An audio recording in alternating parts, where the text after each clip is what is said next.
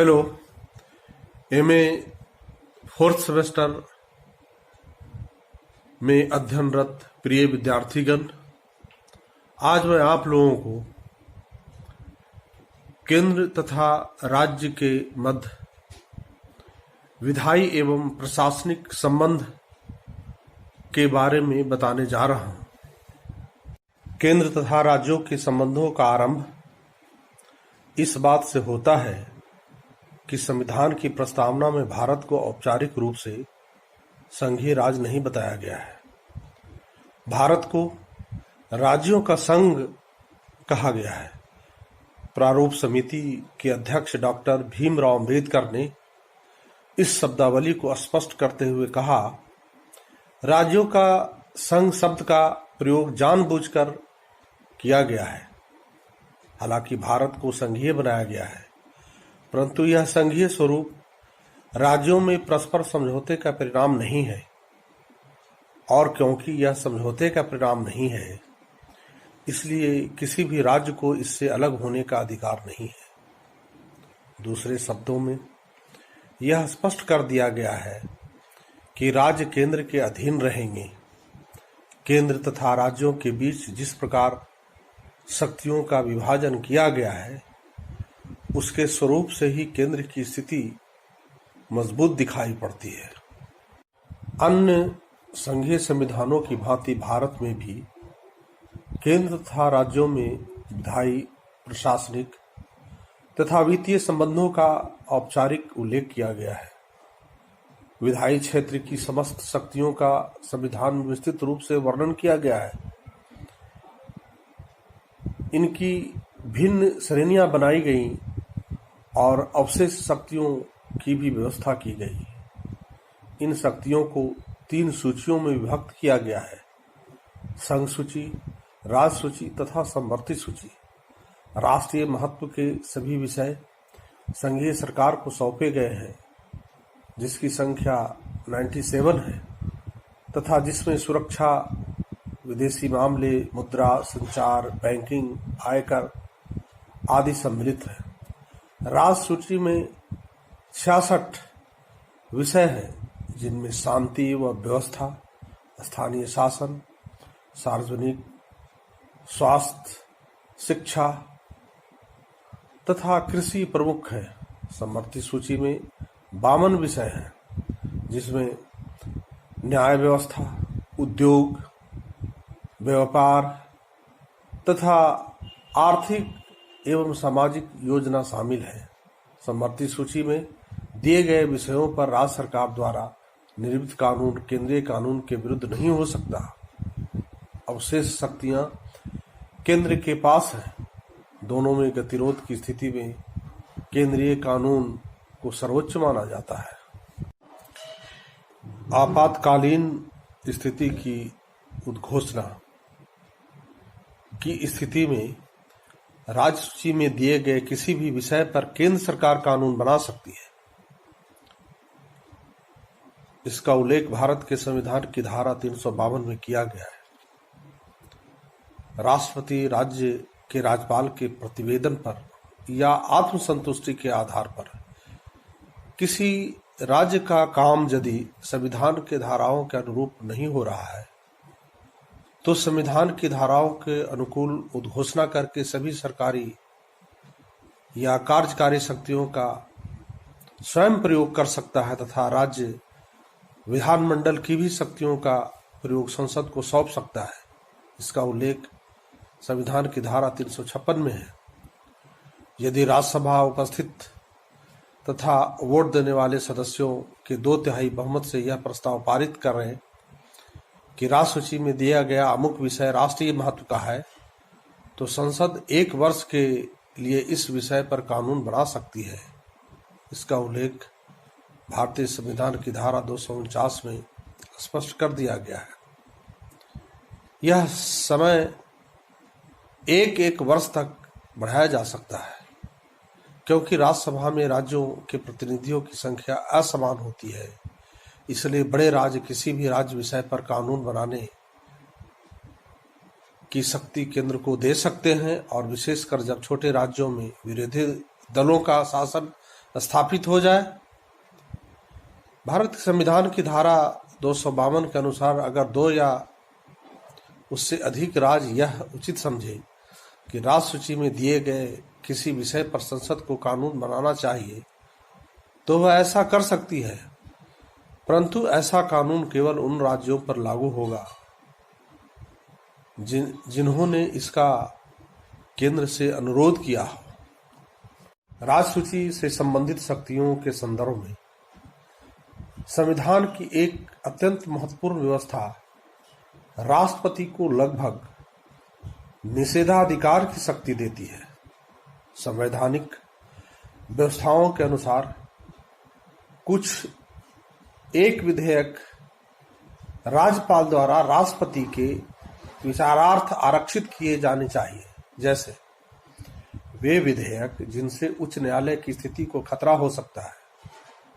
इसका उल्लेख संविधान की धारा 200 में किया गया है।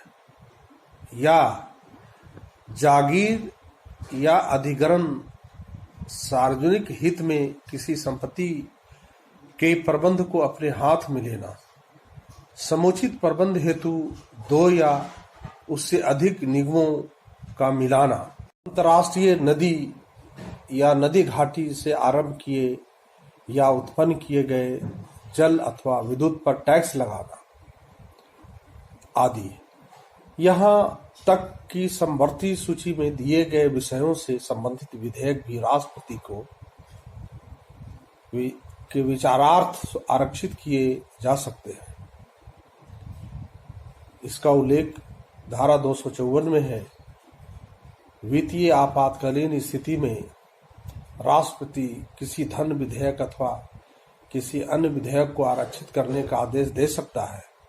राष्ट्रपति या तो उसे स्वीकृति दे सकता है अथवा अपनी टिप्पणी सहित राज्य विधानसभा द्वारा पुनर्विचार के लिए राज्यपाल को लौटा सकता है, किंतु राज्य विधानमंडल अगर विधेयक को पुनः पारित कर दे तो दूसरी बार राष्ट्रपति अपनी स्वीकृति देने के लिए बाध्य है। अनेक आरक्षित विधेयक को राष्ट्रपति द्वारा अस्वीकृत किया गया है। ऐसे अनेक उदाहरण हैं जब राज्यपाल द्वारा आरक्षित विधेयक को ठंडे बस्ते में डाल दिया गया। पश्चिम बंगाल राज्य के संबंध में विधानमंडल द्वारा 1980 में पारित 17 विधेयकों को अगस्त 1991 तक स्वीकृति नहीं दी गई थी, जिसे राज्य सरकार अपने कई कार्यक्रमों को लागू नहीं कर पाई। स्पष्ट है कि केंद्रीय सरकार विरोधी दलों द्वारा शासित राज्य सरकारों के कल्याणकारी कार्यों संबंधी विधेयक को राजनीतिक कारणों से नकार सकती है। इसी कारण इस व्यवस्था को समाप्त करने के लिए बार बार मांग उठती रही है। इस प्रकार इस विवरण से स्पष्ट होता है कि जिस प्रकार विधायी शक्तियों का विभाजन किया गया है, उससे संघीय सरकार को शक्तिशाली बनाया गया है। संघीय विषयों की लंबी सूची, समवर्ती सूची का विषय तत्व, भारत की सुरक्षा, अंतर्राष्ट्रीय व्यापार तथा वाणिज्य, आर्थिक एवं सामाजिक योजना, मूल नियंत्रण आदि विषय को विशाल एवं समाविष्ट रूप अवशेष शक्तियों का संघ को सौंपा जाना, संसद की शक्तियों में वृद्धि के प्रावधान, संघीय तथा राज्य कानूनों की अवरुद्धता की स्थिति में संघीय कानून की सर्वोच्चता, राज्य विधेयकों के संबंध में राष्ट्रपति की निषेधाधिकार की शक्ति, अंतर्राष्ट्रीय कानून, इन सब से पूर्णतः स्पष्ट है कि विधायी क्षेत्र में केंद्र की स्थिति अत्यंत श्रेष्ठ है। प्रशासन के क्षेत्र में भी इसी प्रकार की प्रवृत्ति देखने को मिलती है। प्रिय विद्यार्थी गण, अब मैं आप लोगों को केंद्र तथा राज्य के मध्य प्रशासनिक संबंध के बारे में बताऊंगा। संविधान के अनुसार संघ तथा राज्यों के बीच जिस प्रकार से प्रशासनिक संबंधों का प्रावधान किया गया है, उससे केंद्र को अत्यंत शक्तिशाली बना दिया गया है। संविधान के अनुसार प्रत्येक राज्य की कार्यकारिणी शक्ति का प्रयोग इस प्रकार किया जाएगा जिससे संसद द्वारा बनाए गए कानूनों का अनुपालन सुनिश्चित हो। इसका उल्लेख भारत के संविधान की धारा 256 में किया गया है। इस संदर्भ में संघीय सरकार राज्य सरकारों को आवश्यक निर्देश दे सकती है। दो प्रकार के मामलों में ऐसे निर्देश अनिवार्य रूप से दिए जा सकते हैं। प्रथम, राष्ट्रीय या सैनिक। प्रिय विद्यार्थीगण, अब मैं आप लोगों को केंद्र तथा राज्यों के मध्य प्रशासनिक संबंध क्या होते हैं, इसके संबंध में चर्चा करने जा रहा हूं। संविधान के अनुसार संघ तथा राज्यों के बीच जिस प्रकार से प्रशासनिक संबंधों का प्रावधान किया गया है, उससे केंद्र को अत्यंत शक्तिशाली बनाया गया है। संविधान के अनुसार प्रत्येक राज्य की कार्यकारिणी शक्ति का प्रयोग इस प्रकार किया जाएगा जिससे संसद द्वारा बनाए गए कानूनों का अनुपालन सुनिश्चित हो सके। इसका उल्लेख संविधान की धारा 256 में मिलता है। इस संदर्भ में संघीय सरकार राज्य सरकारों को आवश्यक निर्देश दे सकती है। दो प्रकार के मामलों में ऐसे निर्देश अनिवार्य रूप से दिए जा सकते हैं। पहला, राष्ट्रीय या सैनिक महत्व के संचार साधनों के निर्माण तथा रखरखाव संबंधी निर्देश।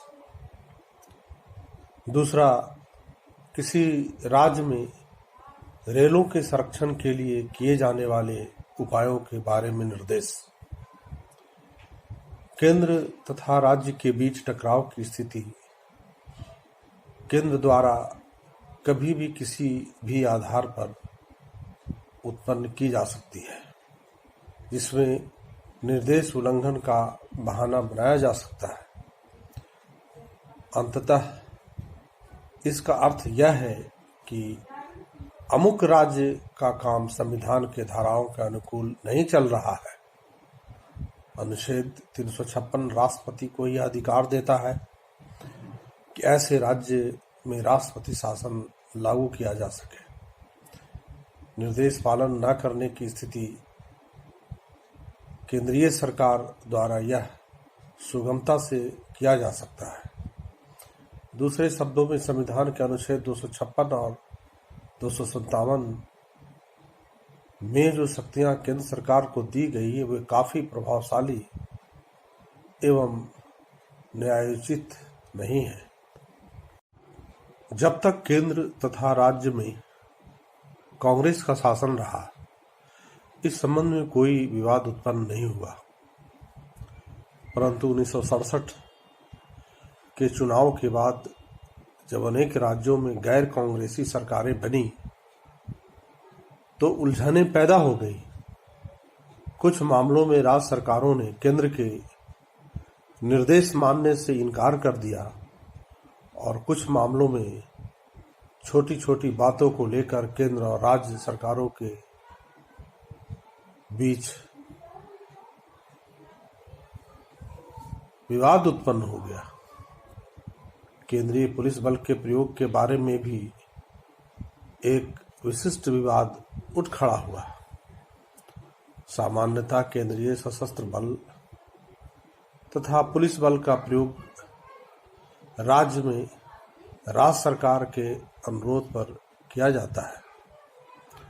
फिर भी ऐसे अनेक अवसर आ जाते हैं जब केंद्रीय रिजर्व पुलिस बल को राज्यों की इच्छाओं के विरुद्ध भी इस आधार पर राज्यों में भेज दिया जाता है कि ये केंद्रीय सरकार की संपत्ति एवं यंत्रों की सुरक्षा के लिए आवश्यक है तथा स्थानीय पुलिस उनकी वांछित सुरक्षा करने में असमर्थ है।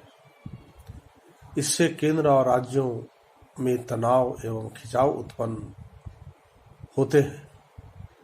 राज्यों का यह मानना है कि संघ सरकार को राज्यों से पूछे बिना सीआरपीएफ को वहां तैनात करने का कोई अधिकार नहीं है। संविधान के 42वें संशोधन द्वारा 1976 में अनुच्छेद 257A को जोड़ा गया, जिसके अनुसार यह प्रावधान किया गया कि केंद्रीय सरकार अपनी संपत्ति की सुरक्षा हेतु राज्य सरकार से परामर्श किए बिना सीआरपीएफ नहीं भेज सकती। 1978 में संविधान में 44वें संशोधन द्वारा इस व्यवस्था को निरस्त कर दिया गया, किंतु इससे निरस्त होने के बावजूद भी केंद्रीय सरकार अपनी संपत्ति व कार्यालयों की सुरक्षा के आधार पर सीआरपीएफ को भेजना जारी रखे हुए है। इस प्रकार संविधान में अखिल भारतीय सेवाओं जैसे भारतीय प्रशासनिक सेवा तथा भारतीय पुलिस सेवा की व्यवस्था है। इनकी भर्ती को केंद्रीय सरकार संपन्न करती है, किंतु उनकी नियुक्ति राज्यों में होती है। केंद्रीय सरकार की अनुमति के बिना राज्य सरकारें उनके विरुद्ध कोई अनुशासनात्मक कार्रवाई नहीं कर सकती। इसके साथ अगर राज्यसभा 2/3 बहुमत से प्रस्ताव पारित करे कि अन्य अखिल भारतीय सेवाएं गठित की जाए, तो केंद्रीय सरकार ऐसा कर सकती है। इसका उल्लेख भारतीय संविधान की धारा 312 में स्पष्ट रूप से कर दिया गया है। अखिल भारतीय सेवा के अधिकारियों की भर्ती, नियुक्ति तथा नियंत्रण इस प्रकार किया जाता है कि उसे राज्य सरकारों की स्वायत्तता में कमी आती है। भारतीय संविधान की धारा 355 के अनुसार संघ सरकार का यह दायित्व व कर्तव्य है कि वह सुनिश्चित करे कि प्रत्येक राज्य का काम संविधान की धाराओं के अनुकूल चल रहा है। इस प्रकार का कोई भी दायित्व या अधिकार राज्यों को नहीं दिया गया है जिसके अंतर्गत वे सुनिश्चित करे कि केंद्रीय सरकार का कार्य संविधान के धाराओं के अनुकूल चल रहा है। अगर केंद्र द्वारा यह अनुभव किया जाए कि किसी राज्य का कार्य संविधान के धाराओं के अनुकूल नहीं चल रहा है, तो केंद्रीय सरकार धारा 356 का प्रयोग करते हुए राष्ट्रपति शासन लागू कर सकती है तथा उस राज्य के शासन व्यवस्था को अपने हाथों में ले सकती है। भारतीय संविधान की धारा 356 के अंतर्गत राष्ट्रपति इस अधिकार का प्रयोग केंद्रीय मंत्रिमंडल के परामर्श से करता है, जो कि वास्तव में केंद्र में स्थापित सत्ताधारी दल के निर्देश के अनुसार होता है। इस प्रकार इस अध्ययन से स्पष्ट होता है कि विधायी तथा प्रशासनिक मामलों में केंद्र की तुलना में राज्यों की स्थिति कमजोर है। धन्यवाद।